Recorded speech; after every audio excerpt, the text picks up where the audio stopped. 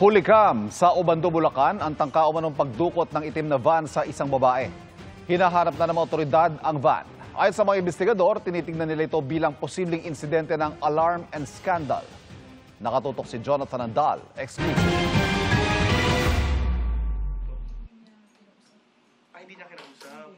Hating gabi nitong Martes, pauwi galing trabaho ang babaeng ito na mag-isang naglalakad sa barangay Panghulo, Obando, Bulacan.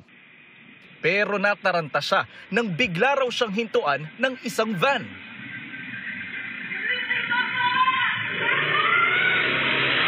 Nakatakbo ang babae, agad naman umalis ang van. Napasugod ang mga tanod na nakaposte sa lugar nang marinig ang sigaw ng babae. Hindi malinaw sa kuha ng CCTV kung may plaka ang van, pero sabi ng 21 anyos na babae na eksklusibong humarap sa GMA Integrated News, wala po siyang plaka at all. Then po, nung tatakbo na po sana ako, nakita ko po yung sliding door na parang bubukas na po, ganito na po kasi yung uwang. Then nakita ko na po yung kamay na naka-gloves. Doon na po ako nag-iiyaw na, Papa, Papa. Hinabol po ni Papa ko kasi kala ko po niya maaabutan po niya. Hindi na daw po naabutan ni Papa. Hinala ng babae, tinangka siyang dukutin ng mga sakay ng van. Kung hindi po talaga nila ako dudukutin or what, bakit po sila umistop? At bakit wala pong buwabang tao kung may pakay po sila doon? Bakit nung pagkalingon ko po biglang harurot po sila? Pinablatter na ito sa barangay at nagsumbong sa mga pulis. Sabi ng investigador, hindi ito matuturing sa ngayon na kaso ng abduction kundi posibleng insidente ng alarm and scandal. Hinahanap na nila ang van. Pagka kasi sinabing abduction, sapilitan na siyang isinakay. Yun sa kanya po kasi medyo sa pangyayari, malayo pa. Ngayon pa lang po nangyari. Nagko-conduct po kami ng checkpoint. Doon na rin po nagro-roving yung mga patrol namin. Papuntang Valenzuela ang direksyon noon ng van. Nagbabacktrack po kami ng CCTV hanggang sa Valenzuela po. Ang itim na van may mga marka ng masilya. Kaya iniisa-isa ngayon ng mga pulis ang mga kalapit na talyer dito. Sa mga may nakakakilala po nung sasakyan, maaari lang pong paalam din po sa amin. Mga tao sa amin, concerned, pinagsasabihan na ng mga anak nila na wag nang gagala pagdating ng gabi. Iwasan po natin yung pag-uwi ng medyo alanganing oras sa ating gabi.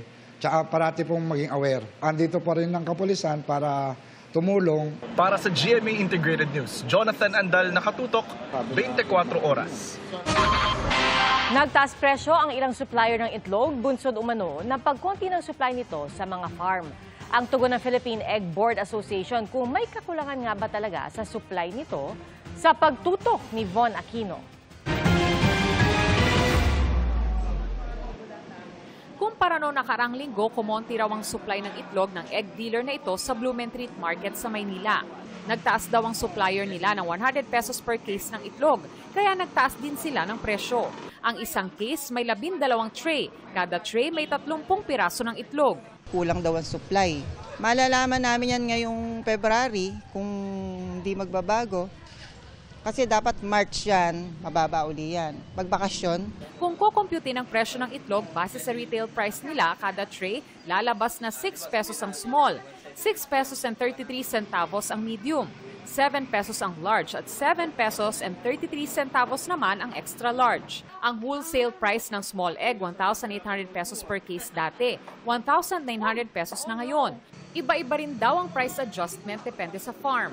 Dahil hindi raw ganun karami ang supply kung minsan, naghahati-hati na lang ang ibang dealer sa makukuhang itlog sa farm.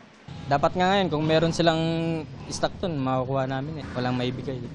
Kumbaga naka-reserve kasi dun, Mim. Ang egg dealer naman na si William, wala raw problema sa supply.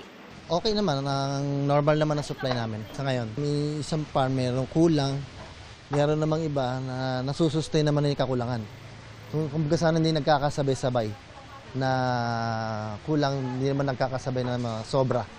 Sinabi ni Agriculture Secretary Francisco Chu Laurel na posibleng magkaroon ng paghihigpit ng supply sa itlog sa Abril na pwedeng magdulot ng taas presyo. Noong 2024 daw kasi, may oversupply ng itlog kaya't sumadsad ang farm gate price nito sa 4 na piso kada piraso.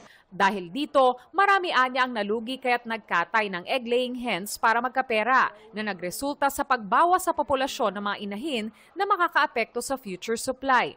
Pero sabi ng Philippine Egg Board Association, ang projection po natin sa industry ay meron po tayong mas mataas na produksyon ng itlog this year compared sa last year. Wala po tayong nakikitang dahilan para magkaroon ng shortage. Para sa GMA Integrated News, Von Aquino, nakatutok, 24 oras.